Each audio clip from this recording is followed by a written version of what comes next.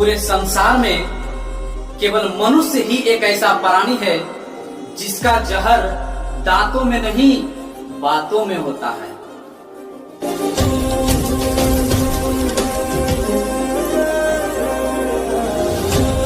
चलिए हम शुरुआत करते हैं टेस्ट 2। ठीक है, तो हमें पूरा विश्वास है, आपसे एक विनती है कि बस आप केवल वीडियो के अंत तक टिके, बस आप केवल वीडियो के अंत तक टिके, बाकी सब कुछ अपने आप समझ में आएगा, आपसे मैथ में पूरा का पूरा नंबर आएगा। ठीक है, चलिए शुरुआत करते हैं। तो ध्यान देना है, सवाल क्या है कि बिंदु 4,0 की दूरी मूल बिंदु से क्या होगा। तो पहले आप यहां पे समझें कि मूल बिंदु, तो मूल बिंदु का जो सूत्र होता है दोस्त, मूल बिंदु का जो सूत्र होता है वह सूत्र होता है √x² प्लस y², या इसी को कोई कहा बैठता है, इसी का कहता है a² plus b², a² plus b²। अब कह देता है, आपको कहता है ए भाई हमरा तो सर पढ़ा है √x² प्लस y², आपको कहता तुम्हारा गलत है, हमारा पढ़ा है √a² प्लस b², हम कहते हैं कि दोनों याद रखो, उससे क्या दिक्कत है। ठीक है ना, तो यहां पर समझो, ये दोनों से टेंशन लेना नहीं, कोई भी बोल सकता है a² प्लस b² भी बोल सकता है, √ को x² प्लस y² भी कह सकता है। ठीक है, तो यहाँ पे समझना क्या कि आखिर x या y किसको कहेंगे और a और b कौन है। यहाँ पर आप जरा गौर से देखें, यहाँ पर या तो हम इसको x कहें या तो इसको y कहें, या तो इसी को a कह दे, मतलब इसी को a कह दे और इसी को b कह दे, तो बात समझ गए होंगे। तब जो इच्छा हो आप याद रख सकते हैं, दोनों में से किसी को एक याद रखें, अगर दोनों याद है तो बहुत अच्छी बात है। तो बोला है मूल बिंदु, क्या बोला है आपसे, यहाँ पर प्रश्न को जरा प्यार से पढ़। ठीक है, मूल बिंदु, तो मूल बिंदु का सूत्र क्या होता है भैया, √x²। यहाँ x का मान कितना 4, और 4 पे क्या है स्क्वायर, इसका कर देंगे स्क्वायर, प्लस फिर y का स्क्वायर, तो यहाँ y का मान कितना है 0, तो 0 का स्क्वायर, बस आपको बस कैलकुलेशन कर देना है। 4 का स्क्वायर 16 प्लस 0 का स्क्वायर 0, तो कितना हो जाएगा √16, 0 तो जुटेगा नहीं, तो 16 का वर्गमूल कितना 4, तो इसमें आपका राइट आंसर क्या हो जाएगा, करेक्ट आंसर आपका ऑप्शन नंबर ए। आइए आपका विस्फोटक क्लासेस में इंतजार है ना। चलिए, तो अब सवाल नंबर 2 को जरा देखिए। अगर आपसे एक बात कहें कि अगर आप जानते हैं तो वीडियो को आगे बढ़ा के आंसर मिला के आगे बढ़ते रहें। ठीक है, और जिन दोस्त को अगर समझ नहीं आता है, नहीं बनता, उनको पूरा टाइम देना है और बढ़िया से अच्छी तरह समझना, ताकि आप इस वीडियो में जो आप टाइम बर्बाद कर रहे हैं, जो टाइम दे रहे हैं, अगले टेस्ट में आपका टाइम बचे, आप केवल धड़ाधड़ आंसर केवल मारने के लिए सीखें। ठीक है ना, चलिए, तो ये मूल बिंदु आप समझ गए होंगे। दूसरा सवाल जरा ध्यान से पढ़ें, बोला कि रैखिक बहुपद का व्यापक रूप है। रैखिक बहुपद का, पहले आप एक छोटा सा सवाल हम आपसे पूछते हैं, रैखिक बहुपद किसे कहते हैं। रैखिक बहुपद, रैखिक बहुपद क्या कहते हैं कि जिसका घात 1 हो, जिसका घात क्या हो 1, बोले तो पावर जिसका 1 हो। अब इसमें जरा ध्यान देना कि अगर हम बात करें तो ये तो रैखिक बहुपद है ही नहीं, तो बहुपद है ही नहीं। ठीक ना, यहाँ पर अगर हम बात करें थोड़ा सा, तो इसका पावर 1 होगा, यहाँ पर पावर 1 होगा, तो ये रैखिक बहुपद है, ये भी रैखिक बहुपद ये भी है। लेकिन सवाल ये है कि हमसे बोला रैखिक बहुपद का व्यापक रूप, व्यापक रूप तो क्या होता है दोस्त, जरा समझे। अगर कोई भी अंक अगर इस प्रकार से लिखा हुआ, कोई भी ax प्लस b और b प्लस के c, बात क्लियर, या फिर इस प्रकार से लिखें x² प्लस bx प्लस का c। ठीक ना, ये रैखिक बहुपद नहीं है, ये द्विघात बहुपद है। ठीक है, लेकिन यहां पर ये समझें कि यहां पर इस रूप में होना चाहिए, इस रूप में आप समझ रहे होंगे कि ए भी है ना, तो ए भी ई केवल रैखिक बहुपद है, व्यापक रूप नहीं है, इसमें सी गायब है। क्या है, सी गायब है, जिसमें ए बी सी तीनों निहित हो उसी को हम कहेंगे व्यापक हो। आप ध्यान से देखें, ए बी सी किसमें है, ए बी सी तीनों इसमें है, ऑप्शन नंबर आपका बी। अब बिफोर बकवास मत करो, केवल पढ़ाई पर ध्यान करो।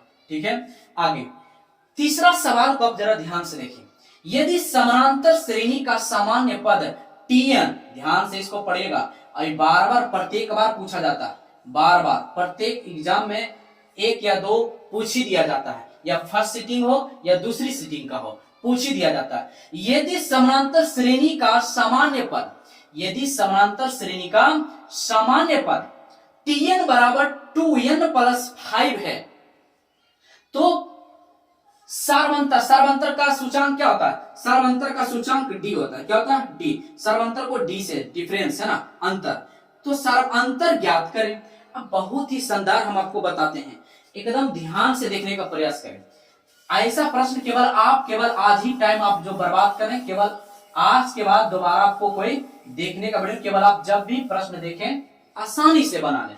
देखिए सवाल बोला है कि Tn बराबर 2n प्लस का 5। क्लियर? अब आपसे ये बोल दिया गया है, अब कहा है कि इसका सार्वंतर d ज्ञात करें। जब भी यहाँ पे n वाला सवाल आ जाए, कुछ अंक नहीं दिया है, ना 1 है ना 2 है, कुछ ऐसा नहीं, सीधे आपसे बोल दिया गया है कि Tn है, तो आप अपना मन से n बराबर क्या कर लेना है? अपना मन से n बराबर, अपना मन से n बराबर 1 मान के चलना, जीरो नहीं मानना है। ठीक है? अगर आपका मन में सवाल आ रहा है कि 0 मान ले, तो 0 से स्टार्ट। क्यों? क्योंकि अगर हम किसी भी अंक में 0 से गुणा करें तो वह सभी को क्या कर देगा?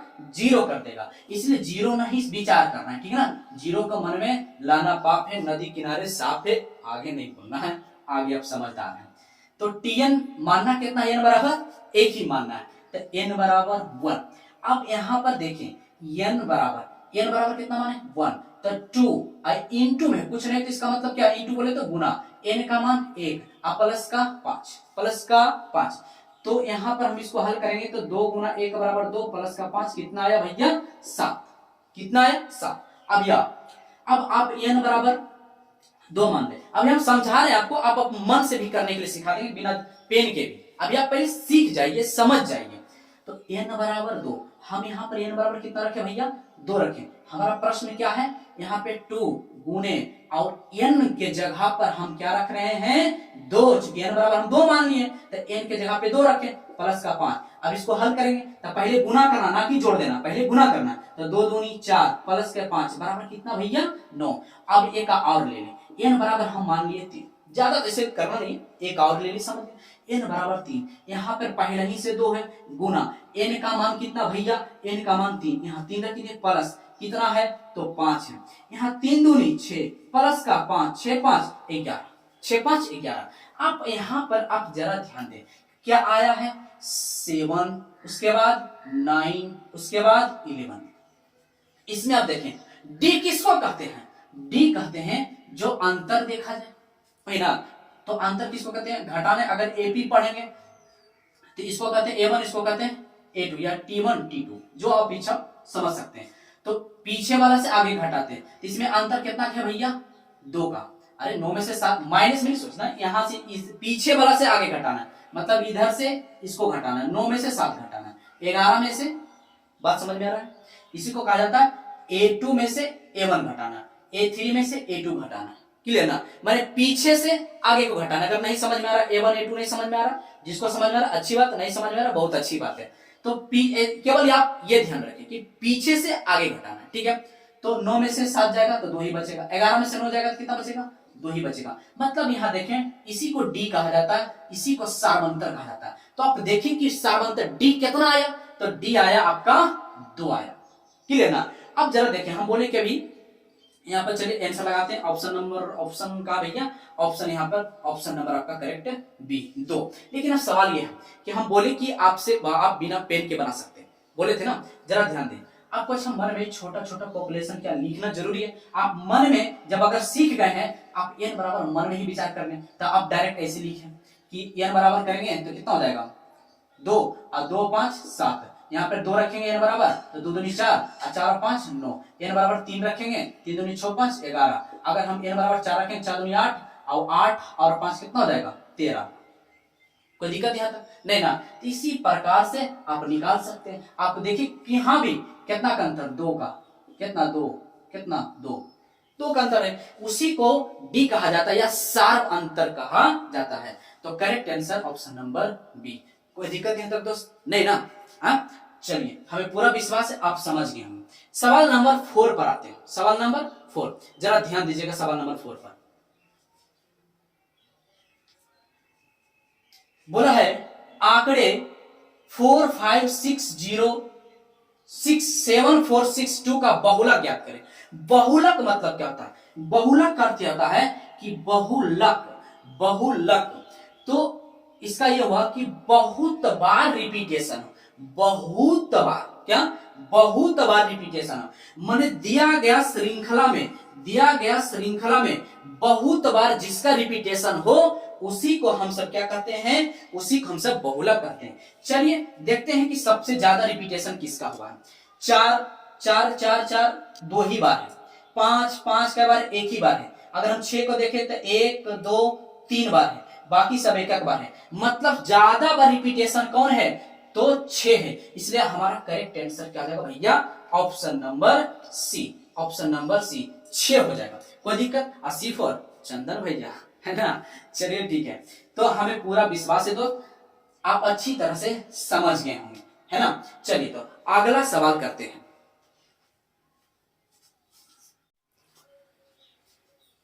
चलिए सवाल नंबर 5 को जरा देखिएगा ध्यान से। सवाल नंबर 5 क्या कहा गया है कि 25 तथा 150 का मासा बोले तो HCF क्या? HCF ज्ञात करें। क्या ज्ञात करें? HCF। आप यहां पे जरा समझें, HCF आपको जब भी बोला जाता है तो आप क्या करते हैं कि 150 और 25 इससे क्या करते हैं? इस प्रकार से इसे करते जाते हैं, यही ना? ऐसे नहीं करना, ठीक है? जरा आप ध्यान दें। अब केवल बार बार ही पूछा जाएगा, आप जितना प्रैक्टिस करेंगे, जितना सेट देंगे, हर बार पूछा जाता है, प्रत्येक एग्जाम में मिलता है। आप ऐसे ना करना। हमारा 2 बात आप नोट करके, है ना, अपने सुंदर कलम से, सुंदर कॉपी पर, सुंदर हाथों से सुंदर राइटिंग बना के लिख लें, ठीक है? जरा ध्यान दें क्या करना है। जब भी HCF आए, जब भी HCF आए बोले तो मासा पूछे आपसे, बस आपको ये ध्यान देना है, ये ध्यान देना है कि इसमें सबसे छोटा अंक कौन है? क्या 25 छोटा है या 150 छोटा?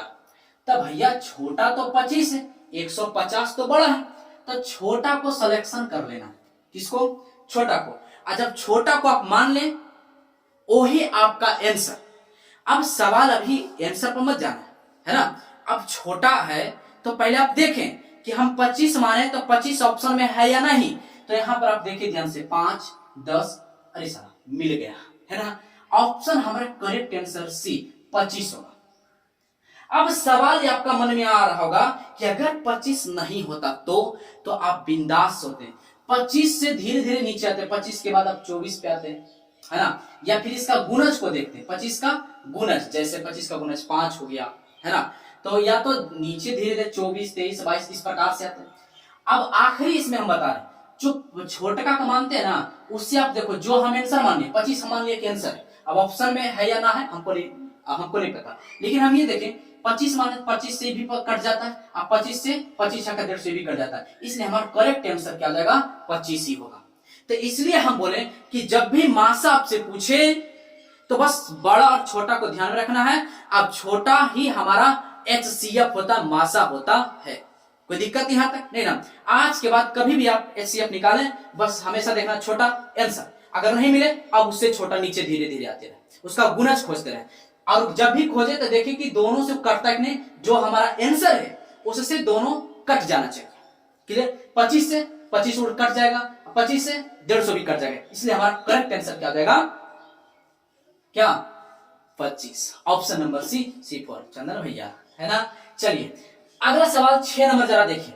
बोला है कि दो संख्याओं का गुणनफल, गुणनफल के मतलब गुना, क्लियर, 1600 एवं मासा कितना भैया? 5 है, तो लासा ज्ञात करें। क्या ज्ञात करें? लासा ज्ञात करें, मतलब एलसीएम हमसे पूछा गया। एलसीएम ज्ञात करें। क्या भैया? एलसीएम ज्ञात करें हमसे पूछा है। एक सूत्र होता है इसमें दोस्त, सूत्र क्या होता है जरा ध्यान दें। सूत्र होता है पहली संख्या गुने दूसरी संख्या बराबर एलसीएम गुने HCF। क्या? एलसीएम गुने HCF, क्लियर ना? तो पहली संख्या, अच्छा हम इसको बोल सकते हैं दो संख्या, एक संख्या दो संख्या, है ना? तो दोनों संख्याओं का गुणनफल बोल ही सकते हैं, है ना। तो दो संख्याओं का गुणनफल आपको दे दिया गया है 1600। तो हम ये पूरे दोनों का गुणनफल कितना है, दोनों का गुणनफल 1600। आए बात समझ में? बराबर एवं मासा, एलसीएम तो ही पूछा, एलसीएम बोले तो लासा, यही तो पूछा एलसीएम। इसका हमको मासा कितना दिया गया, HCF 5 दिया गया। तो गुना वाला भैया, गुना वाला उछल के इधर आएगा तो कहां जाएगा, भाग में। तो 1600/5 बराबर क्या बचा, एलसीएम। कोई दिक्कत? अब यहां पर एक लॉजिक फिर आप ध्यान से समझे। अगर 5 से भाग देने के लिए आए, अगर 5 से भाग देने के लिए आए तो डरा नहीं। अब कितना इसमें क्या होगा, मारा पीटी कर रखो, आप बिल्कुल टेंशन। अगर आज के बाद 5 से भाग देना है तो सीधे क्या करना, क्या 2 ऊपर में 2 से गुणा कर दे। तो 0 गुना 2 बराबर 0, फिर 2 गुना 0 बराबर 0, फिर 3 दूनी सॉरी 2 से ना, तो 6 दूनी 12 का 2, हाथ में 1 और 2 एकम 2 और हाथ में जो था 2 और 1 3, 2 और 1 3, कितना है 3200। एक अंक के बाद दशमलव, एक अंक के बाद दशमलव, तो कितना बचा 320। मतलब 5 से भाग करने के लिए कभी आए तो ऊपर में आप 2 से गुणा कर दें और एक अंक के बाद दशमलव दे दें, और दशमलव के बाद 0 का कोई वैल्यू नहीं होता।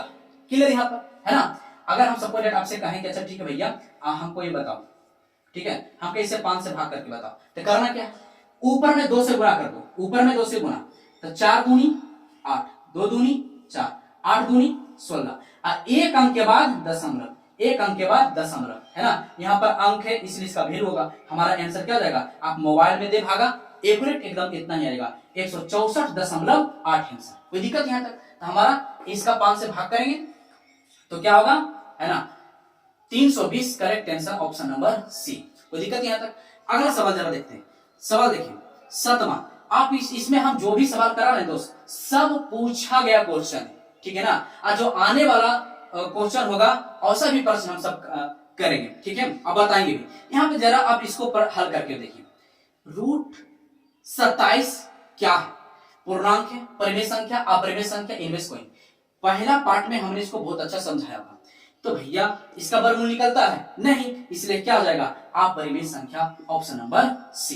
कोई दिक्कत? अगला 64 के अभाज्य गुणनखंड में, अभाज्य गुणनखंड में दो का घात क्या होगा।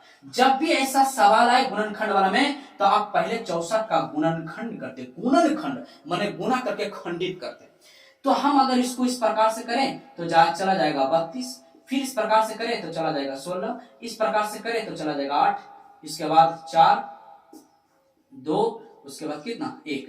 आप देखें कि 2 कई बार आया है, तो 1 2 1 2 3 4 5 6, मतलब 2 का घात कितना, 2 पे पावर 6, 2 पे पावर 6। तो इसी को घातांक कहते हैं या घात कहते हैं। कोई दिक्कत नहीं ना। तो हमारा करेक्ट आंसर क्या जाएगा, ऑप्शन नंबर डी। और डी फॉर दिल टूट गया, है ना। चलिए दिल टूटा नहीं और जुट गया, क्योंकि हम सब समझ गए तो और मजा आ गया, क्लियर ना। चलिए अगला प्रश्न को अभ्यास करते हैं। चलिए देखना है सवाल नंबर 9 क्या है, समानांतर श्रेणी में 3 8 13 18 डॉट डॉट डॉट का कौन सा पद 88 है। पहले नंबर इसमें तो कंफ्यूजन होता है कि एन और एन पहचानने में, क्या कंफ्यूजन होता है, एन और एन पहचानने में।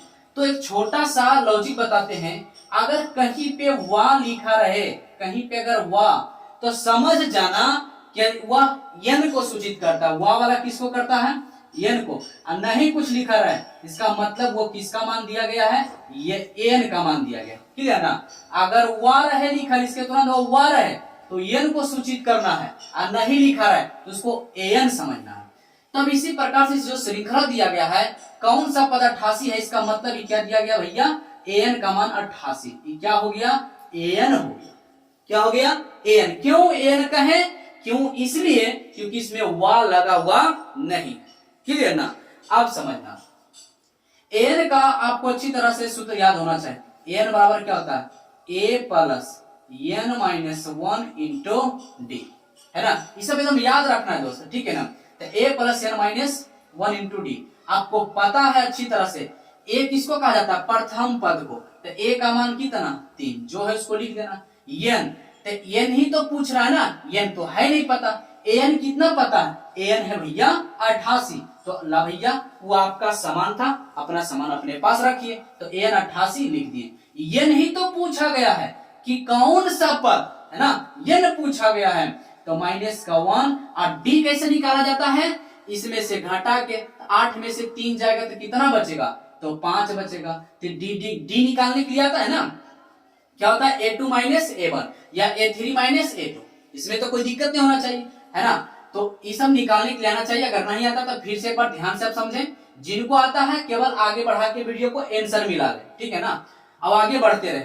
यहाँ पे डी कैसे निकाला जाता है, पिछला को अगला के घटाया जाता है, पिछला में से अगला घटाया जाता है। तो पीछे कौन है 8, उसके बाद आगे कौन है 3, तो 8 में से 3 को घटाना, इसलिए क्या बचेगा 5। क्लियर ना। अब केवल मारा पीटी कर लेना है, कैलकुलेशन पार्ट है। चलो आप अच्छा करना क्या, ई प्लस में 3 है तो 88 इधर आके उछल के तो माइनस का 3 और बराबर क्या बचा भैया n माइनस 1 इंटू का 5। कोई दिक्कत, इसको जब वो घटाएंगे तो कितना बचेगा 85, कितना घटाएंगे तो 85 इधर n माइनस 1 इंटू का 5। ये भी गुणज में है तो कहाँ चला जाएगा भाग में, लेकिन यहाँ से भी काट सकते हैं कोई दिक्कत नहीं। 17 पचे 85, इधर कितना बचा 17 बराबर n माइनस 1। अब यहाँ पर क्या बचा n माइनस का n माइनस 1, माइनस का इधर आके प्लस का 17 प्लस 1 तो n 17 और 1 कितना 18, तो n बराबर कितना ना भैया n बराबर 18। Option number B, option number B है ना। कोई दिक्कत यहाँ तक नहीं। चलिए ठीक है, हमें पूरा विश्वास है कि आप अच्छी तरह से समझ गए। सवाल नंबर 10 करते हैं। चलो सवाल नंबर 10 देख रहे हैं, क्या बोला है, टाइन थीटा बटे साइन थीटा का मान क्या, मैंने हल करके दिखाना आराम से। जितना भी दोस्त हम इसको सॉल्यूशन कराएं सब पूछा गया प्रश्न है, ठीक है ना। यहाँ पर ध्यान देना, हमसे सवाल में दिया गया है टाइन थीटा बटे साइन थीटा, यही है ना। तो यहाँ पे देखिए ध्यान से, जिनको आता है वापस फिर से बोल रहे हैं आंसर मिला लेना, जिनको नहीं आता केवल ध्यान देना। टाइन थीटा का एक सूत्र होता है, हम लिख देते हैं, साइन थीटा बटे कॉस थीटा होता है टाइन थीटा, इस सूत्र होता है साइन थीटा बटे कॉस थीटा क्या होता है टाइन थीटा। मतलब टाइन थीटा को हम इस रूप में लिख सकते हैं, तो टाइन को हम ऐसे लिख सकते हैं क्या साइन थीटा, तो साइन थीटा बटे कॉस थीटा, और ये बीच वाला बटा और नीचे कितना है साइन थीटा। क्लियर। अब इसके बटा में कुछ नहीं, क्या होगा 1। अब एक रूल हम आपको बताए तो उस रूल को आप ध्यान में रखें, 1/2, अब बीच थोड़ा सा बड़ा बटा, 3/4, 1 जाता है ऊपर, तो आता है नीचे, तो दोनों का अंश हर पूरा होना चाहिए। तो इसका अंश हर पूरा था, इसका अंश था लेकिन हर नहीं था, तो बटा हम क्या समझेंगे, कुछ नहीं तो 1 समझेंगे। तो ई वाला कहाँ चला जाएगा ऊपर, आई कहाँ चला जाएगा यहाँ पे, तो 1 गुना साइन थीटा बराबर भैया साइन थीटा, आई कहाँ चला जाएगा कॉस थीटा गुने साइन थीटा, साइन थीटा मर गया, तो क्या बचा आपके पास ऊपर कुछ नहीं तो 1, यहाँ क्या बचा कॉस थीटा। अब 1 बटे कॉस थीटा बराबर क्या होता है सेक थीटा, क्या होता है सेक थीटा। कोई दिक्कत। ऑप्शन देखिए, ऑप्शन नंबर क्या भैया, ऑप्शन नंबर बी। अभी फोर बंगलिनिया मती मार देगा सर, है ना। चलिए ठीक है, इसी प्रकार हंसते रहें और समझते रहें। चलिए अगला प्रश्न अभ्यास करते हैं। सवाल नंबर 11 को देखना है, पूछा क्या गया है sine square theta into cosec square theta, है ना। तो इस सब जो ऐसा जो सवाल है दोस्त आप गौर से देखें, ये वास्तव में सूत्र है, क्या है वास्तव में सूत्र है, sine theta into cosec theta उल्टा होता है बराबर 1 होता है, क्या होता है 1। चलिए हम यहाँ पर थोड़ा सा याद दिला दें, sine theta into cosec theta, क्या कोसेक थीटा बराबर क्या होता है 1 होता है, क्या होता है 1। फिर से और क्या होता है cos theta into sec theta बराबर क्या होता है 1, और टाइन थीटा इंटू कॉट थीटा बराबर क्या होता है 1। याद रखने के लिए साइन का उल्टा क्या होता है कॉसेक, जब ये दोनों एक दूसरे का उल्टा गुणज में हो हमेशा उसका आंसर क्या होगा 1।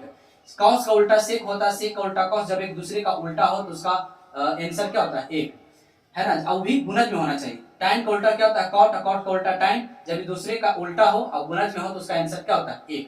इसी प्रकार से चाहे पावर कुछ भी हो, चाहे स्क्वायर दे दे तो दोनों का पावर सेम होना चाहिए। अगर यहाँ पे स्क्वायर इसलिए यहाँ पे स्क्वायर होना चाहिए, अगर पावर यहाँ पे हम 4 दे दिया तो यहाँ पर पावर क्या होना चाहिए 4 होना चाहिए। अगर हम यहाँ पर पावर 10 दे दिए तो यहाँ भी पावर क्या होना चाहिए, 10 होना चाहिए, लेकिन दोनों का पावर सेम होना चाहिए, तब भी आंसर हर हाल में क्या होगा, 1 होगा, चाहे पावर कुछ भी। एग्जामिनर क्या करता है, तुमको उलझाने के लिए पावर कुछ भी दे सकता है ना, तो उससे टेंशन लेना, हमको ये देखना है कि साइन थीटा उल्टा क्या है, कॉसेक थीटा, और वो भी इनटू में है, इसलिए इसका आंसर क्या होगा, 1 होगा। क्या होगा, 1, चाहे पावर कुछ भी हो, स्क्वायर हो, क्यू हो, 4 हो, चाहे कुछ भी हो, इसलिए इसका आंसर क्या होगा, ऑप्शन नंबर ए। इसका करेक्ट आंसर क्या होगा, ऑप्शन नंबर ए। आई फॉर ए सनम बुलाने जाइए, है ना। चलिए ठीक है, तो अगला सवाल को करते हैं। सवाल नंबर 12 देखना है, क्या पूछा है, यदि a बराबर, ध्यान से इसको देखना है, a बराबर 30 दे दिया है, 30 डिग्री दे दिया गया, sine a plus cos a पूछा है। भैया a बराबर 30 दे दिया गया है, हमसे पूछ लिया गया है sine a plus cos a पूछा है।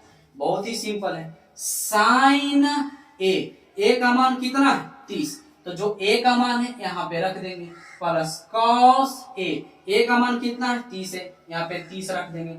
अब आपको पता होना चाहिए साइन किसका, साइन 30 का मान होता है 1/2, क्या होता है, 1/2, प्लस कॉस 30 का मान √3/2। कोई दिक्कत यहाँ तक है ना। अगर जिनको याद नहीं दोस्त, तो प्लेलिस्ट में जाइए और बहुत अच्छी तरह से पार्ट 1 पार्ट 2 करके बता दिया गया। सबसे बड़ी बात क्या है कि आपको कैसे याद रखना, याद करने का तरीका भी बता दिए, ठीक है ना, तो उसको थोड़ा सा आप देख लें, जिनको याद है केवल आंसर मिलाते रहे, ठीक है। आगे तो एलसीएम यहाँ पर क्या हो जाएगा, एलसीएम आपका हो जाएगा 2, क्या हो जाएगा 1 प्लस √3, क्या हो जाएगा 1 प्लस √3, जुटेगा नहीं, है ना, तो यही हमारा क्या हो जाएगा आंसर। ऑप्शन मिला लेते हैं, तो ऑप्शन क्या हो गया, अब देखो यहाँ पर कितना समझना है कि भाई साहब यहाँ √3 + 1 है, आंसर आया 1 + √3, उससे कोई दिक्कत नहीं ना, क्योंकि अगर हम आपसे कहें कि 2 + 1 तो भी 3 आएगा, अब 1 + 2 तो भी 3 आएगा, इससे कोई घबराहट नहीं ना, इसलिए करेक्ट आंसर हमारा क्या होगा, ऑप्शन नंबर ए। चलिए ठीक है, आगे का अभ्यास करते हैं। चलो देखना है सवाल नंबर 13, क्या बोला गया है, किसी बिंदु के x निर्देशांक को कहा जाता है। तो भैया आज एक हम बहुत ही शानदार लॉजिक बता रहे हैं, उसको याद रखिएगा, कभी भी आपसे मिस नहीं होगा, गलत नहीं होगा। x निर्देशांक को क्या कहा जाता है, तो यहाँ पर आप ध्यान दीजिएगा, x निर्देशांक को पहले तो आप ऐसे याद रखिए, x y होता है इसे इस प्रकार से, ठीक, याद रखना, भू को याद रखना, भू को, तो भू से हो जाएगा भोज, और को से हो जाएगा कोटि, क्या हो जाएगा, भू से भोज और को से कोटि, भू को याद रखना है, भू को, भू को, भू को, ठीक है, याद क्या आपको रखना है, भू को, तो भू से भूज और को से कोटि, तो पहले क्या आता है, x की बाई था, पहले x आता है, उसके बाद बाई आता है, तो भू से ऐसे पढ़ा, भू को, तो भू से भूज और को से कोटि, तो x असना है, तो x को क्या कहते हैं, भुज। Option number B correct answer. कोई दिक्कत यहाँ तक नहीं ना। चलिए सवाल नंबर 14 देखते हैं, इसमें क्या बोला, दो बिंदुओं को इतना और इतना के बीच की दूरी क्या होता है। तो पहले तो आप ये ध्यान रखें, बीच, ये सब सूत्र याद रखना है, बीच की दूरी बराबर सूत्र होता है √x1 - x2 का whole square plus y1 - y2 का होल स्क्वायर। कोई दिक्कत, या आप चाहे x2 - x1 भी बोल सकते हैं, उससे कोई दिक्कत नहीं है ना, या y2 - y1 भी बोल सकते हैं, उससे कोई दिक्कत नहीं। चलिए तो यहाँ पर आपको ये समझना है कि x1 x2 क्या है, नहीं समझ आता है तो पहले इसे लिख लें, x बाई ये हो गया 1 1, ये हो गया 2 2, 1 1 और ये 2 2, इस प्रकार से आपको कर लेना है। यहाँ देखना है कि x1 के मान कितना भैया, x1 का मान 4 है, माइनस x2 का मान कितना है, तो 0 0, यहाँ होल स्क्वायर लगा देंगे, प्लस y1 का मान कितना है, y1 का मान 0 माइनस, अब y2 का मान कितना है 4, यहाँ पे लिख देंगे 4, पूरे का क्या होल स्क्वायर बराबर। अब यहाँ पे कैलकुलेशन कर लेना, तो 0 जाएगा घटेगा नहीं, तो 4 4 यहाँ पे स्क्वायर है, 4 का स्क्वायर 16 प्लस ये भी नहीं होगा, 4 का स्क्वायर 16, अब 16 को जोड़ेंगे तो कितना हो जाएगा 32। अब 32 को क्या हम 16 को, सॉरी 16 16 32 ना होगा यार, 16 16 32। अब 32 को आप इस प्रकार से लिख सकते हैं, 16 दूनी 32 लिख सकते हैं इसे। अब यहाँ पर जरा गौर से देखिए, ये दोनों से किसका वर्गमूल निकल रहा है, तो 16 का वर्गमूल निकलता है, 16 का वर्गमूल कितना हो जाएगा, 16 का वर्गमूल 4, और 2 का निकलता है नहीं, इसको ऐसा ही रहने दे, हमारा करेक्ट आंसर यही हो जाएगा। चलिए ऑप्शन चेक करते हैं, हमारा ऑप्शन में कहा है भैया, ऑप्शन नंबर ए, क्या है ऑप्शन नंबर ए। कोई दिक्कत यहाँ तक नहीं ना। अगला देखना है सवाल नंबर 15। यहाँ पर जरा ध्यान देना है। पहले तो आप ये सीखें इसमें कि पाई बाई 4, तो पहले तो आपको ये जानना है कि त्रिकोणमिति में पाई का मान कितना होता है 180। तो यहाँ पर हमसे बोला गया पाई बाई 4, अर्थात इसका मतलब क्या है 180/4, काटेंगे तो कितना आ जाएगा 45। मतलब दरअसल ये पाई बाई 4 क्या है 45 है। क्या भैया 45 है। पाई बाई 4 क्या है 45। यहाँ पे जरा ध्यान दे, साइन 45 लिखा हुआ है, भले 45 को पाई बाई 4 लिख दिया गया, तो पाई बाई 4 का पाई मान 180, 4 से भाग देंगे 180 में, तो कितना आएगा 45। दरअसल क्या लिखा है पाई बाई 4 माइनस कॉस क्या लिखा हुआ है पाई बाई 4, मतलब ये भी 45 है, तो कॉस 45। अब एक बात बताओ, साइन 45 का मान क्या होता है 1/√2, कॉस 45 का 1/√2, प्लस माइनस कैंसिल, कट गया, बचा क्या लड्डू, बोले तो 0। इसका करेक्ट आंसर क्या होगा ऑप्शन नंबर ए। कोई दिक्कत यहाँ तक। सवाल नंबर 16 देखना है। 16 में क्या बोला है पाई बाई 2, मतलब कॉट 45। पाई बाई 2 का मान कितना होता है पाई बाई, सॉरी वहां पाई बाई 4 न था, पाई बाई 4 का मान कितना था 45, पाई बाई 4 का मान 45, यहाँ पाई बाई 2 दे दिया गया। तो आप यहाँ पे ध्यान से समझे ध्यान से, पाई बाई 2, तो पाई के मान कितना होता है 180, अब बटे का 2 कितना बोले तो 90, कितना है 90। आप यहाँ पे जरा ध्यान से समझे, ये सब सूत्र है आपको याद रखना होगा, ठीक है ना। तो देखिए थोड़ा सा इसको हम मिटाते हैं, देखिए यहाँ पे ध्यान से, हम इसमें आपको एक लॉजिक बताते हैं, साइन 0 डिग्री, कॉस 0 डिग्री और टाइन 0 डिग्री।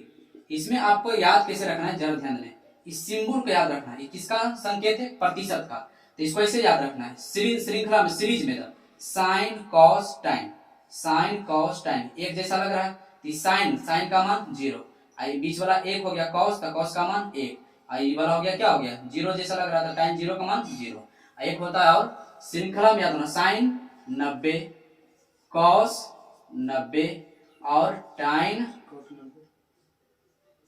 90, इसको पे याद रखें। तो इसमें याद रखना है बीच वाला आंसर, बीच वाला आंसर, ठीक है। तो जैसे बीच में क्या, यहाँ पे बीच में एस आई एन, आई तो आई को हमें से कर देते, क्या बच लग रहा है एक जैसा, तो साइन 90 का मान 1 हो गया। यहाँ कॉस, तो कॉस के बीच में क्या ओ, तो ओ यहाँ पर क्या हो जाएगा 0 हो जाएगा, तो कॉस 90 का मान 0। यहाँ पे क्या है ए से होता है अपरिभाषित, क्या अपरिभाषित, अपरिभाषित या इन्फिनिटी, ठीक है ना। और यहाँ पे देखिए अगर हम आपसे कह दें कि कॉट 90, ये दरअसल क्या है कॉट 90 है ना, तो कॉट 90, तो बीच में आप क्या बोलते हैं COT, क्या बोलते हैं COT, तो बीच में क्या है O, इसलिए क्या हो जाएगा कॉट 90 का आंसर 0। कोई दिक्कत यहाँ तक दोस्त नहीं ना। चलिए ठीक है, मैं पूरा विश्वास है कि आप अच्छी तरह से समझ गए, ठीक है। तो मिलते हैं अगले वीडियो में दोस्त, तब तक के लिए खुश रहे, खुशियां बांटते रहे, हंसते रहे और हंसाते रहे, तब तक के लिए दोस्त बाय।